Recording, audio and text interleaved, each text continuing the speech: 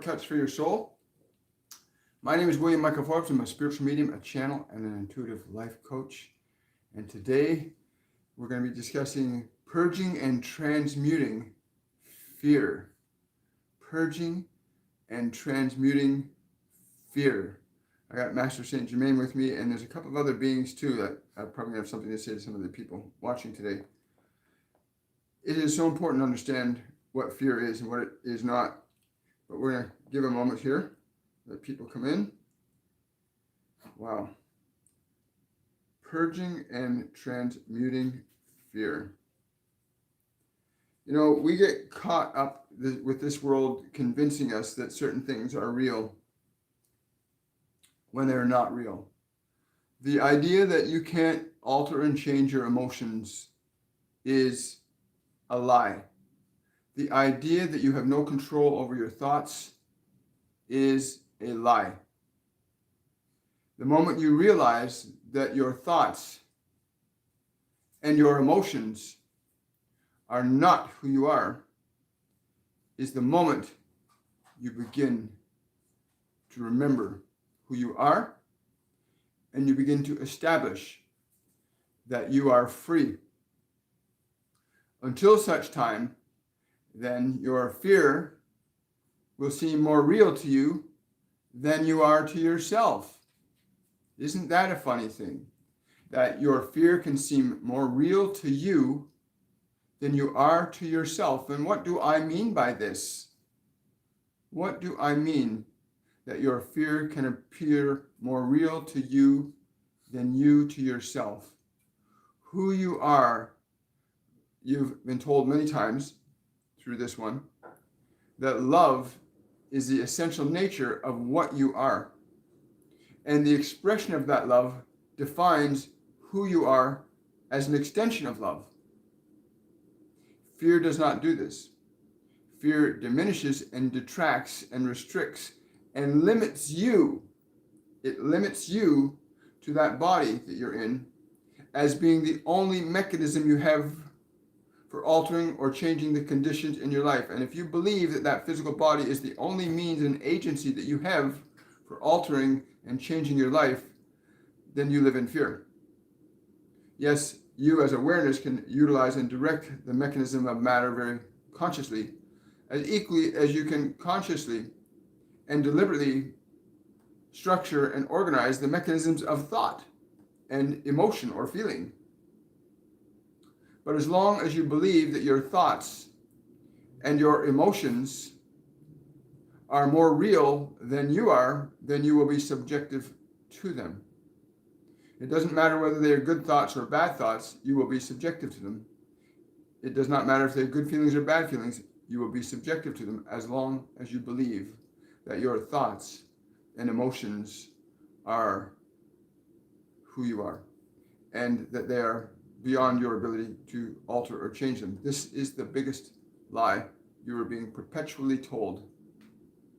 And yet you have been subsequently trained to go about in this world thinking that it is responsible for how you are feeling and thinking. You are responsible for what you are thinking and feeling. And this is something that is learned. It is not something that is automatically understood.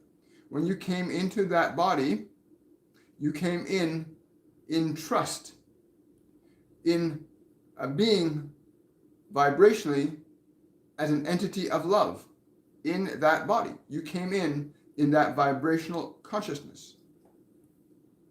And that body and that mind had nothing in it but your awareness.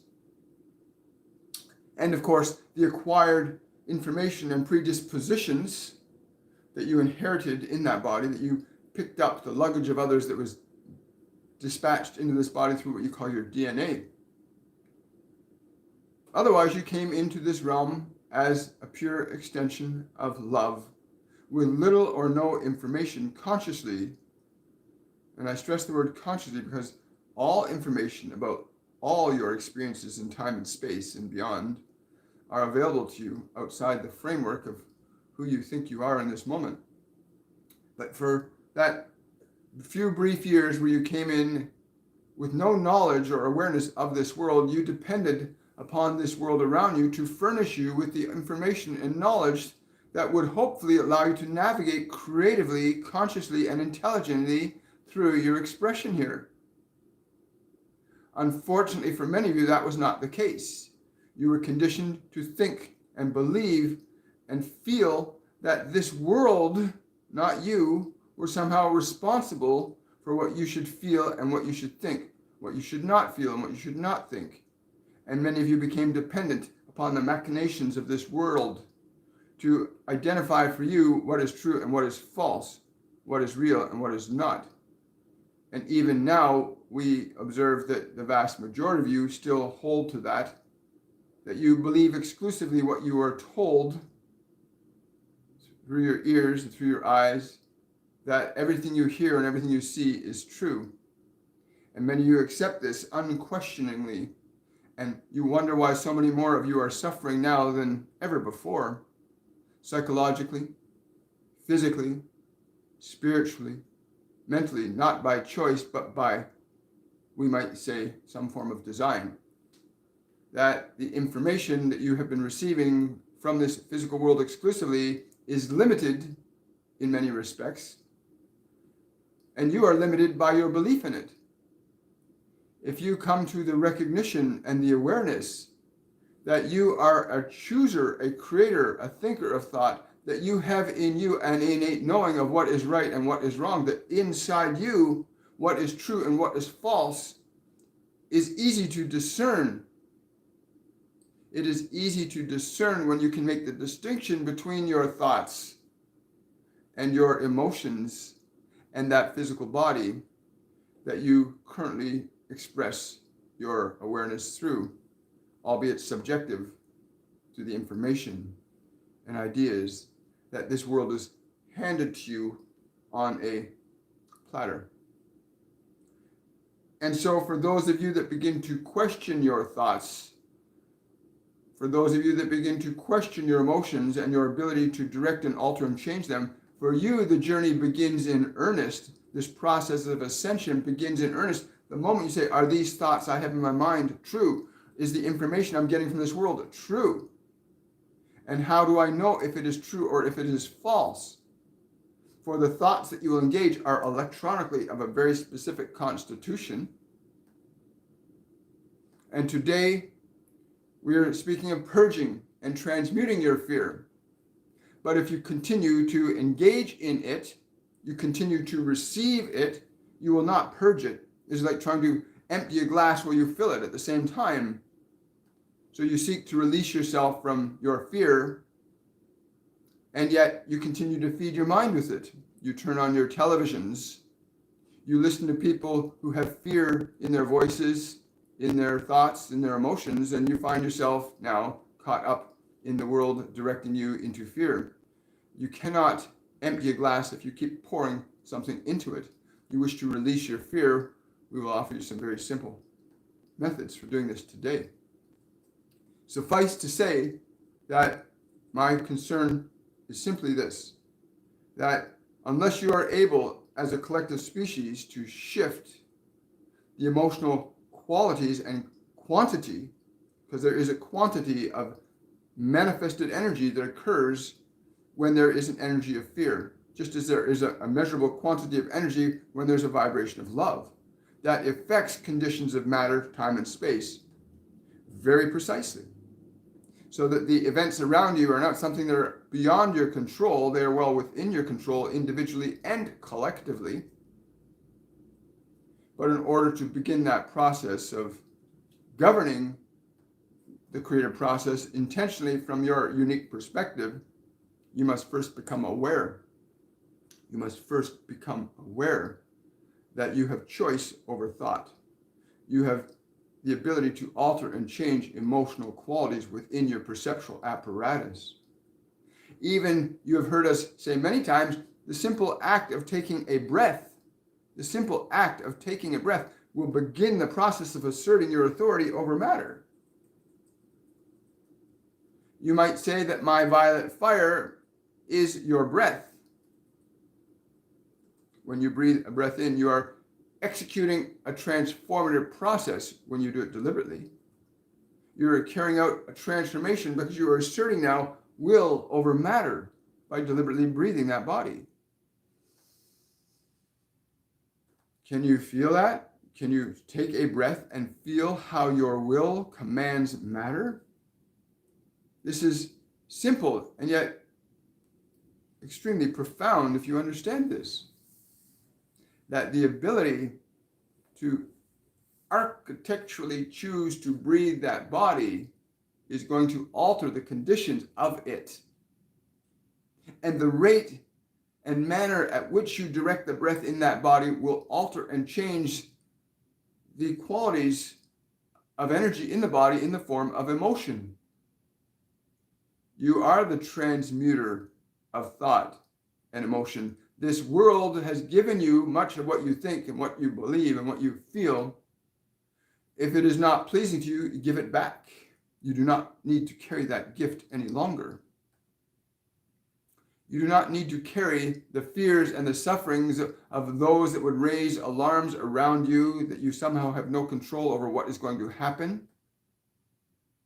When you have absolute control, simply take a breath and tell me that you have no control over your breath. And it is not simply a breath that you assert over this. It is absolute authority, dominion over matter that you begin to assert. At the beginning stages of this process of recognizing and remembering that you have this authority, as do all of the ascended, many multidimensional beings, many of those that you come and connect to from star systems that have this awareness that they are directors of matter and energy and not at the behest of them. As you come to that awareness that simply with your breath you begin to assert dominion over matter, as you gain that awareness, then your ability to affect matter in a broader scale or spectrum begins to develop as well. You begin to influence energetically what is occurring around you as well. You see this going on today in your time frame of almost 2 years. You have found a human society that was flourishing in a certain way, and one single idea of fear and death was put into your minds, and you found yourself where you are now, living in fear and hiding from this world, terrified of the very air that gives you life. And yet you are the transmuter of energy, the divine transmuter of energy living in that body. And is not that amazing that you have that you can transform and transmute your fears? And you do not need someone outside of you to do this. You may need someone outside of you to show you that you can do this. And they that would liberate you are those that you would wish to listen to.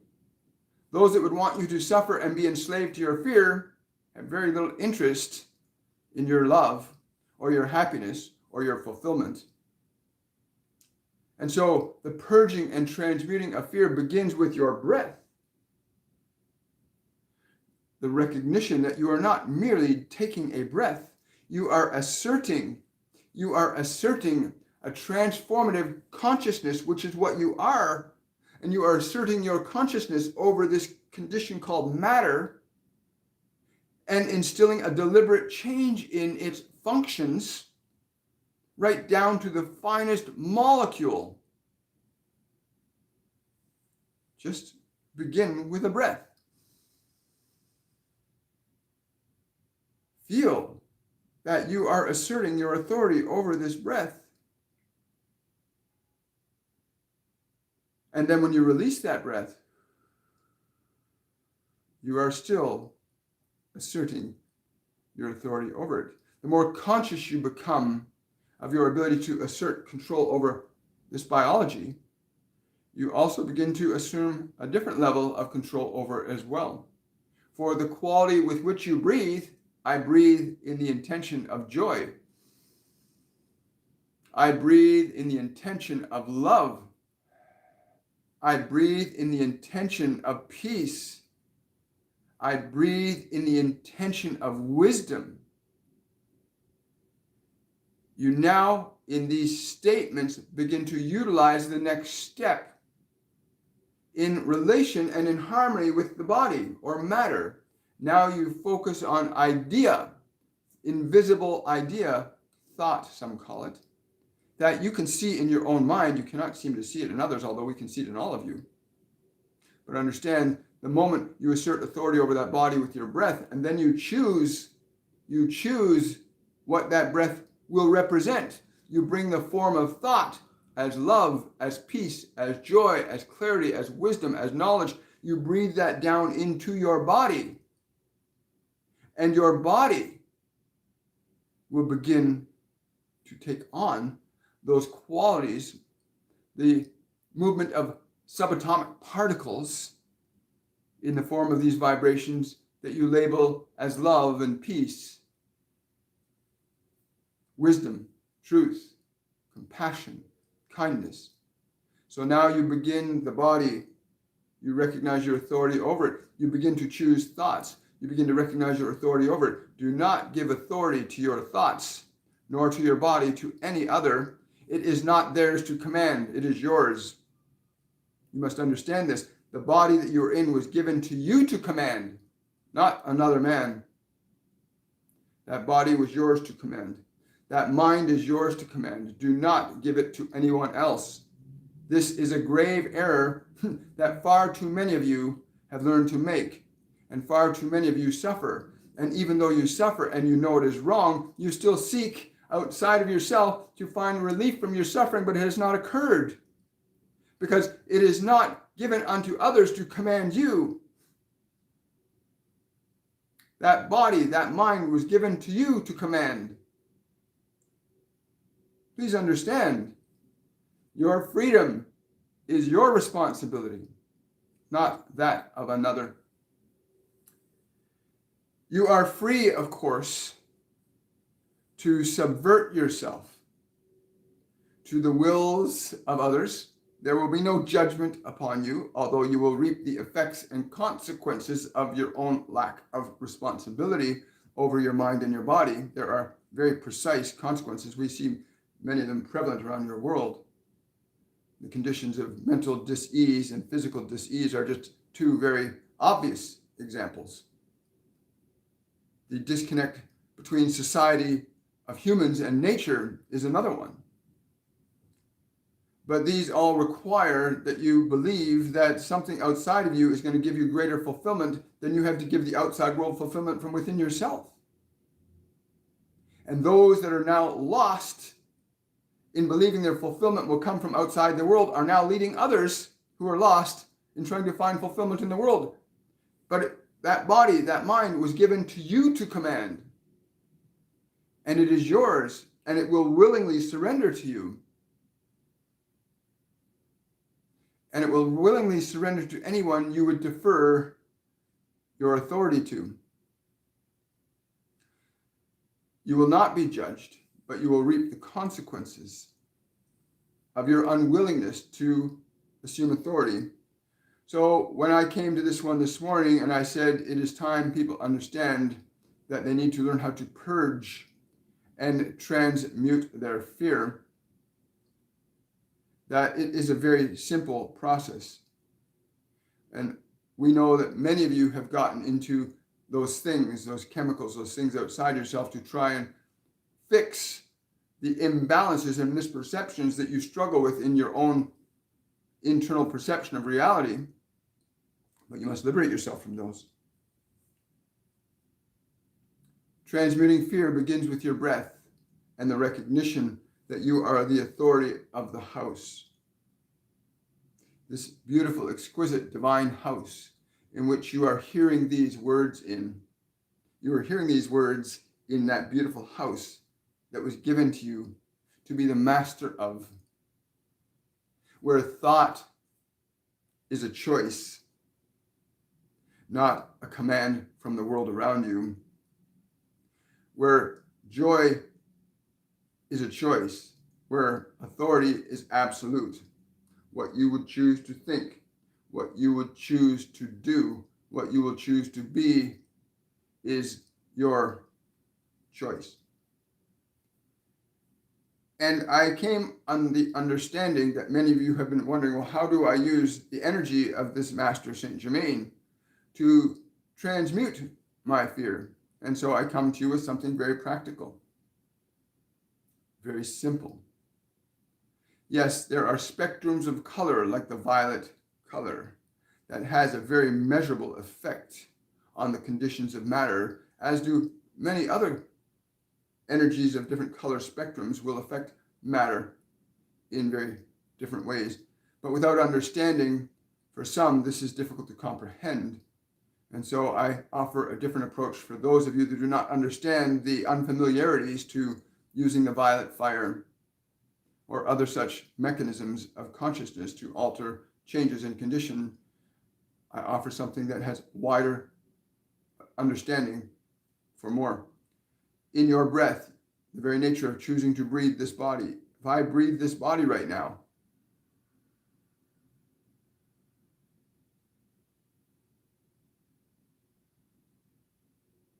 and I exhale from this body right now, my authority is absolute. And my authority is compassionate.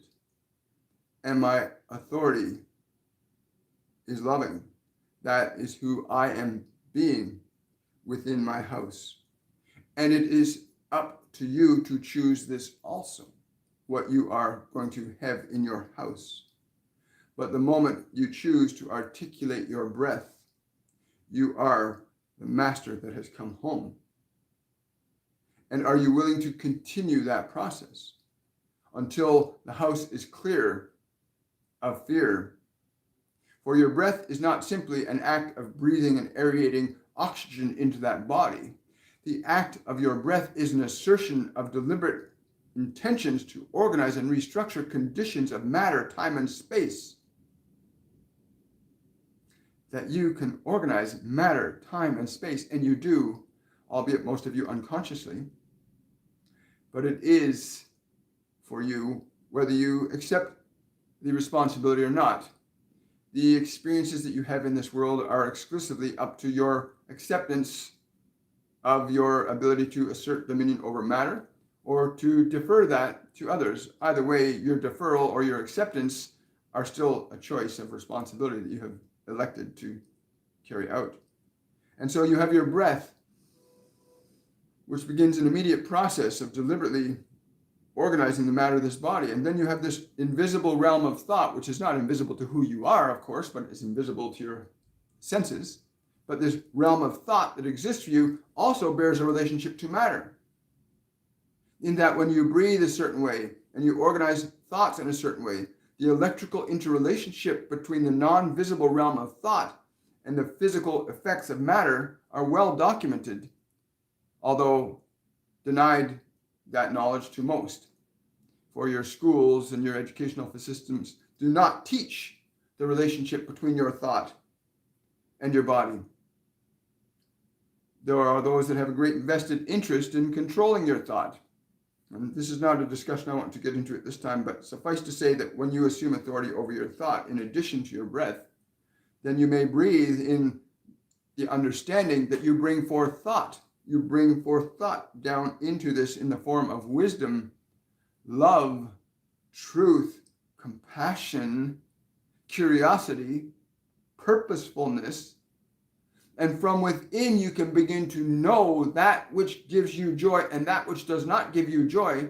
If you depend upon the world to identify you for you what is good and what is bad, then the very nature of your unique expression will be bound up in the world's view of what it is thinking you are supposed to be. And you did not come here to be defined by this world. You came to offer this world a more precious definition of yourself, what you are. But this must be chosen consciously. And so on a very fundamental level, this process of the violet fire is also articulated with the breath. Your breath is a transformative instrument that you as a soul can deliberately assert. And I have said this many times in the short time frame for many of you to hear. And when you hear, you will hear. And when you see, you will see. And you will know. If you have even applied this slightly during this period, you'll be feeling that, yes, I do direct this. I do have authority over this. I do have the authority to choose my thoughts. I take away the authority I have given to others, and I restore myself to my home. I restore my house to my rule, not the rule of others. Those others, if they are in truth who they truly are, they will have no fear to share. Those who are in alignment with their nature will always speak and act from love. There will be no expressions or effects to instill, expand, or enhance fear. You will know this, and you do know this, but you choose to believe that something around you will give you greater fulfillment than the very life that is beating your heart right now, which gives it all to you. That which beats your heart gives it all to you. And when you realize that, then you will receive from it very differently. But that is another discussion. To transmute and release and purge your fear is a very important step, necessary for all.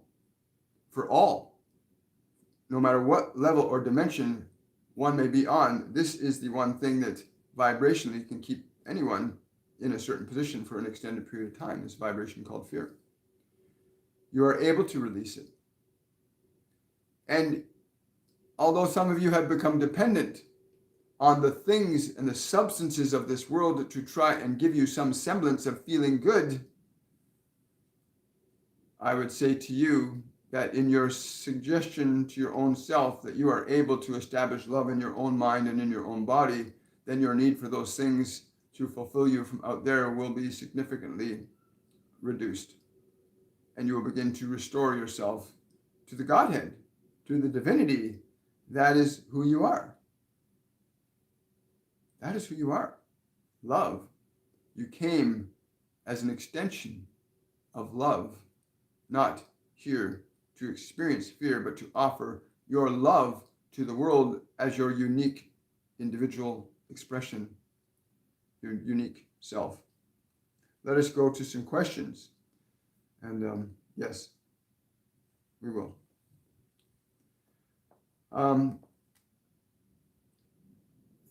Good morning. Good morning, Marigold. Just so for those of you that are just getting here now, I've got Master Saint Germain with me today, and it's all about transmuting and purging our fears. And he wanted to articulate it as the simplest possible way he could, and I think he said it most eloquently. But let's get into some questions and see where we go with this. Hello, Allison. Hello, Ruth. I'll announce who the winner was after I take a few questions. Yes. He's telling me I'm too eager. Okay. Question from Trinity. Any guidance, and is Joy Day project my destiny? He's saying any day filled with your joy is a destiny that's worth going on. You get to design this. You get to express this. If you were seeking to find your joy from the creation of it versus the reality that the creation is an effect of who you are, you'll have a very different experience. But if you understand the very nature of your joy is what gives rise to this concept of Joy Day. So in that, if you are doing this in your joy, then you will be enjoying your expression. Your creation will be that of joy, which is the nature of who you are. Many of you are seeking to find purposeful living and being in your lives, but you have not recognized who you are, that you are love, that you are joy, that you are bliss, that you are wonder, that you are playfulness. When you remember who you are, and then you will understand the value of your purpose. If you are aligned to who you have been taught to think you are supposed to be, then you will find yourself very restricted in what you think you can or cannot do. Many of you seeking your purpose have been hoping it will be given to you from this world, that something in this world will tell you who am I? What am I going to do? It does not work that way. You already are who you are, but you must be conscious of that reality. You must deliberately and intentionally choose your authority over mind and matter in order to carry out the purposeful nature of what you are as a being. And you are being love. You are a being of trust. You are a being of wonder, of playfulness, of compassion. And when you remember who you are, then you will not be seeking to find your purpose in this world, for what you are becomes the purpose. Then what you are being will carry out the purpose. Are you love? Are you joy? The identification of oneself with fear, the identification of oneself with anger, creates a very different expression in purposeful manifestation in this world than what your natural state will. Your natural state is love. Your natural state is absolute trust in this intelligence, but it must be found within. Your absolute trust in this world and the world of men's ideas has certainly restricted and limited the opportunities for this species to get itself more intimately involved in the galactic communities that are available to you as well. Please understand that. Your limitations hinder you from such wondrous relationships. Thank you so much, Trinity. Hi, Jennifer. Yes, source is breathing, that's right. Hi, Tanya. Question from Tanya. Where to breathe the violet flame into the body, from the crown to the heart? He's saying, thank you for asking that question. He's grateful. He says to draw in through the crown, right down, all the way down to the root chakra, and then down to the legs, through the feet, to the center of the earth, and then to draw it back up. To draw it back up. And do it 3 or 4 cycles like that, of drawing the violet fire in through the crown, down through the energy centers in the body, all the way down through the feet to the center of the earth, and then draw it back up again. He's saying 2 or 3 times like this, but he says it's important you become deliberate, be aware, mindful of drawing the energy and how it moves down through the body to the earth, and then drawing it back up. Wonderful. It's a great question. Thank you for that, Tanya. Question from Drusilla. Oh, you're welcome, Ruth. I had an experience during meditation. It felt like my higher self was coming in through my crown. I then had pain in my back and on my side. The download stopped. Any message? Yes. The energy center, right there, that spot right around the middle of the back, needs to be released. What could you do for that? He's saying yoga for you, yoga for your spine. Work on this, the freedom of this. The center is blocked. There's a physical blockage as a result of inflexibility that needs to be reestablished. There are many ways you can do this. You must understand the conscious and deliberate articulation, the desire to establish flexibility in the conditions of your spine will liberate the suffering of it. It is simply a blockage. In this case, it's a physical blockage that you may articulate the change in, become very conscious of these things you call vertebrae in your body.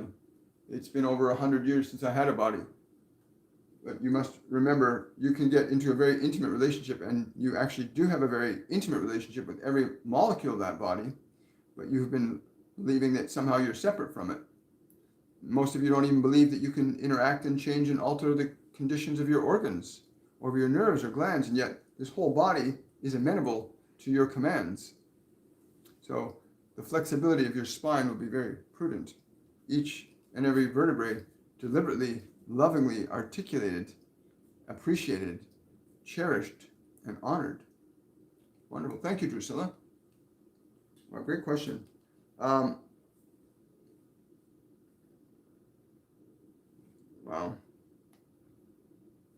You're welcome. Yeah, people don't realize these energy centers. Yeah, I will. I got some doctor coming in. I don't know who he is, but he used to be a medical doctor, and he's saying a lot of people don't understand the level of articulation that they have over their bodies, and the existing systems of medicine as they have evolved over the last 300 years have lent themselves to disempowering many humans from understanding their divine authority over the very vehicle that they were given to live through in this world. He's saying that tell them that it is really important you understand that there is nothing in your body that's not amenable to your deliberate change. If you seek authority, make certain it is an authority that understands the relationship between you and your body, not their understanding of your body. For none can understand or have the relationship with your body that you can. And this is a relationship that occurs from the inside out, not the outside in. The errors in perception that were formed in your formative years while in a physical body lent to the illusion that somehow the outside world could give you the comfort and pleasure you needed exclusively.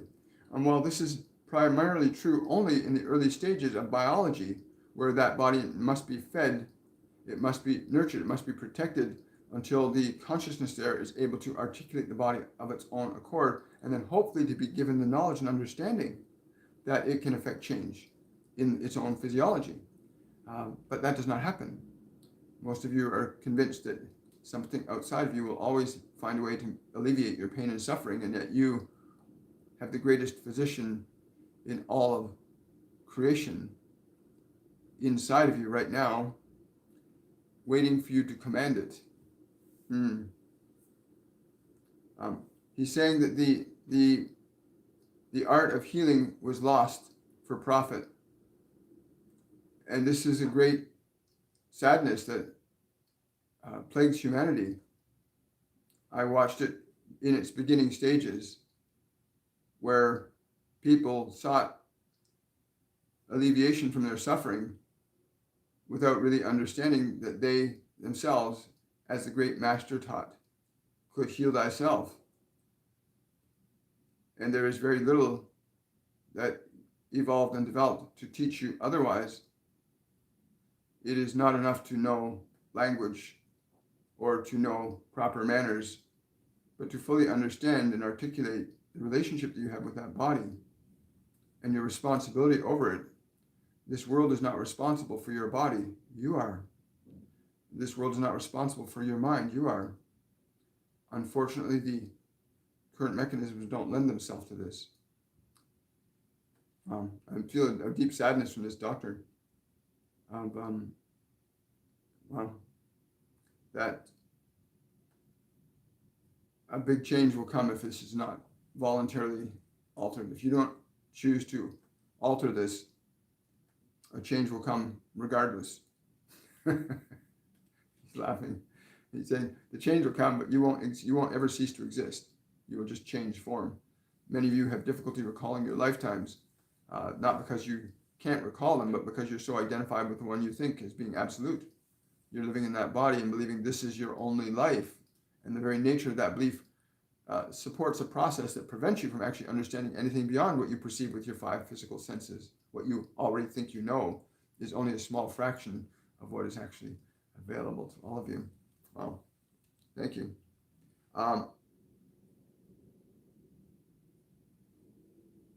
Yes, you draw the breath in, draw it down, draw it up. In breath down, in breath up, right? In breath down, in breath up.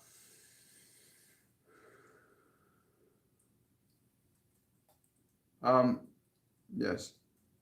You do it and you'll experience, Tanya, if you tell yourself you're confused, you'll be confused. Try it. Draw the violet fire down.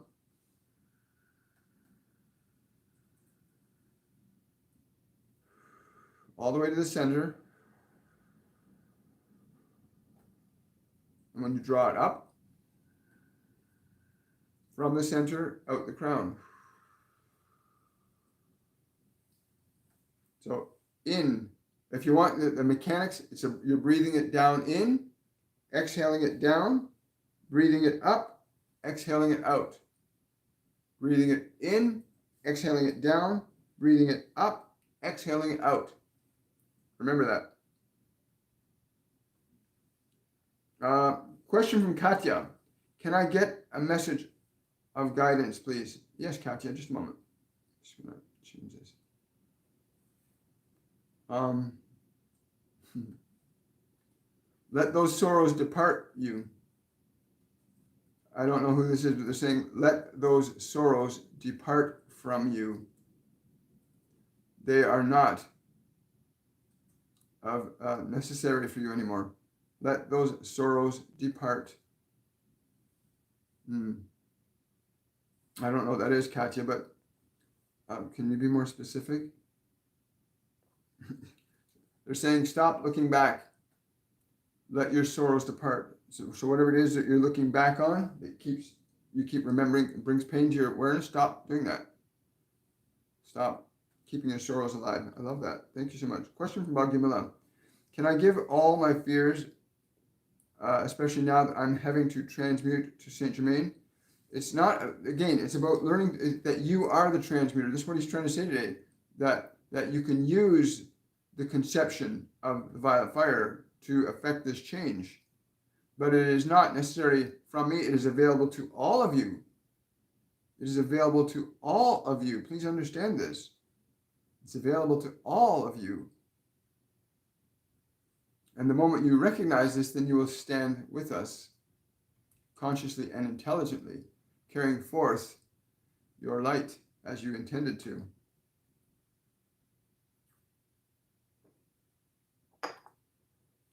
Thank you. Jana, you just joined. Congratulations, Jana. You won the free reading. So I received your email last night. You'll receive several options to pick your date and time, and we'll set that up for you. And again, I want to thank everybody for your comments and your participation yesterday. I'll be making another special announcement late next week, so be prepared for that. Also, one of my goals over the next coming month is I'm trying to get to 2,000 subscribers now. I currently have, I think we got 1,470 subscribers. So remember to like this video, subscribe to the channel, and click the notification bell so you get notified whenever we come live. We come live Mondays, Wednesdays, and Fridays. Mondays, Wednesdays, Fridays, 10 a.m. to 11 a.m. Eastern Standard Time. And then we do a meditation every Saturday from 11:30 a.m. to 12:30 p.m. Called Supernatural Saturday, where we take the information, the energy, the knowledge we've been given over the Monday, Wednesday, and Friday, and we integrate it. We bring it into our biology. We bring it into our consciousness. So we begin to integrate vibrationally, alter the frequency of our body to a higher level. And it has to be done consciously. You will not, I don't care who you are, you will not be able to change your life unconsciously. Doesn't matter what pills or drugs you can take to stop yourself from feeling a certain way or thinking certain thoughts. The pills will always be necessary if you're not taking responsibility. And you got to learn that process. It's not easy for some people. I've been there. I've been in that place in my past, in that dark place, where you think you have absolutely no control over your thoughts and emotions, and you think there's nothing you can do, and what's the point in going on? I've been there multiple times. And when you finally understand that you are the master of the house, that you do have choice over thought, you do have choice over body, which is matter. Once you learn that, and you only learn that by learning to do something different than what you've been doing. Meditation is very powerful. So when we do our meditations on Saturday, you get introduced and begin to experience the freedom that comes with asserting your authority over this house, taking your house back. Right now, most people are governed by what the world's telling them, right? Take your house back. Take your home back. Take possession of your home again, right? Take possession of your thoughts again. Your thoughts are invisible. You can control them. You can be aware of them. Anyway, come join us for a Supernatural Saturday tomorrow. Question from hello, Khan. Hello, Rosemary. Any message for me, for Rosemary? I don't know why, but I'm getting this bird. It's like a little eagle. It's sitting on a branch. Wings open. Soar. Stop. Yeah. Leave the branch. It's literally like opening its wings and leaving the branch. So whatever you're holding on to, let go, and let yourself soar. That's the message. Whoever this is giving you this, as a medium, there's different ways I receive information. Sometimes it comes in symbolically, and I've learned to articulate or paraphrase my understanding that vibration. So when I speak, I make certain what I'm saying matches the feeling that's communicated by the images, right? So whatever it is you're holding on to, let go of it. Let yourself soar. Stop holding on, right? Wow. Thank you, Rosemary. Question, yes, so we got 1,714 subscribers, so we need another 260 more to break the 2,000 mark. I would really love your help on that, so if you can share this video, encourage people to come and listen to the channel, it'd be great. Question from Catherine. Does Jesus have anything to tell us about the 3 dark nights they say are coming? I'm not afraid, just want to know. They won't be coming until 2044. Again, I won't get into details about that. But the 3 dark nights that you need to pay attention to are the dark nights where you find yourself lost in the world, in what the world has taught you to believe is true. That's a dark place to be, when you get caught in the fear and anger and disappointment that this world is pumping people's minds full of, right? And that's what's going on today. People's minds are being filled with fear. Fear of the air that gives us life. Isn't that ridiculous? We're going to fear the very thing that gives us life, gives this body life, right? Let's be afraid of it. No, he's saying it's really important. The 3 dark nights are a social event that's happening right now. And then the actual one that it's talking about is an event that can occur in 2044. It can occur in 2044, but it's dependent upon a number of things. One is human collective unconsciousness shifting its paradigm from fear to love. And it must be done consciously, and you can't wait for the government, you can't wait for the priest, the minister, the rabbi, your mom or your dad to teach you how to align yourself to love. That's something you must take responsibility for, to align yourself to being, thinking, and acting from a perspective of love. And if we can do that collectively as a species, we don't have to experience 3 dark days again. It's been repeated about 12 times over the last 72,000 years, right? Don't need it. Yes. So for you to really release yourself from your fear and your anger and your uncertainty, to really align yourself to vibrations of love, and then you will understand not what you are here to receive, but what you are here to give. For all of you came to offer your light to this world. When I said that I am the way, the truth, and the light, I meant that for all of us, that we are all the way, the truth, and the light. That is what we are, designed by my Creator, as is your Creator also, what you are in your natural state. Cool. Thank you so much. Great question. Oh,